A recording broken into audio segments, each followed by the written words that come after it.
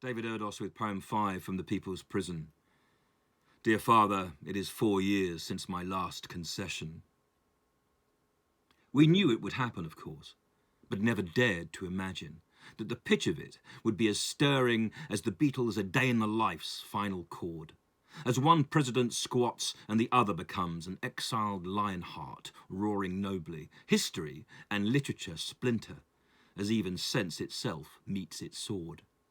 We knew he was mad, lustful and spoiled, spermed by power, and like the teenage boy always at it, once you take the hand away, the toy stalls, shattering in his grip as the tantrum throbs to reclaim him, and we are all covered in the tempest he stokes from spiked balls. It would be a Shakespearean play, if he had any proper control over language, other than the falsity he's been preaching by espousing what's fake. He fucks fact.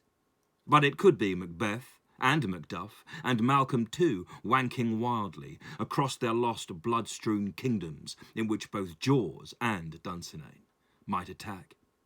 Now past means will seem to have merged into one, as reason's abuser continues, raping truth, raging, warping, and weaving the real like that hair that not only covers the bald, naked truth, but which also exposes the precipice that peace plays on, and from which those who divide us would push us all from, free from care. Meanwhile in England, the so-called cabinet shakes, rattling bones from the cupboard, releasing resignations, repressions, and the brittle, bitter bite of the brats, who prattle over the path that their cartoon storybooks say lead to power, as B.J. sucks and blows hollowed bellows, and his fellows are forced to fall smacked. Certainly a form of fire's begun, but what will rise from its ashes? The gloried phoenix hope fights for, or some other darkened demon or bird that will spread its wings on harsh winds to summon the other monsters who rule us, or simply create such a shadow that those seeking light stoop, absurd.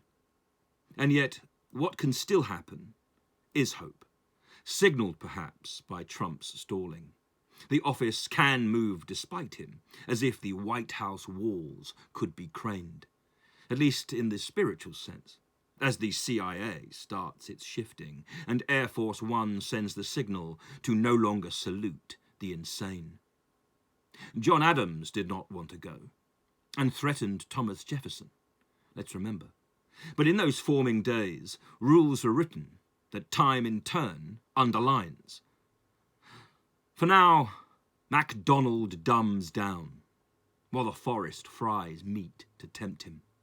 Let it be his own flesh he feeds on, and let his soul, if he has one, concede and confess a fouled mind. We have not seen his like since Mussolini or Hitler, by which I do not imply he's a killer, although he has indeed murdered truth.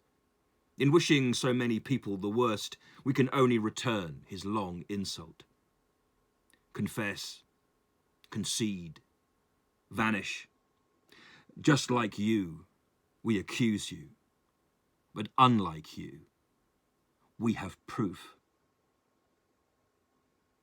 David Erdos, November the 12th, 2020.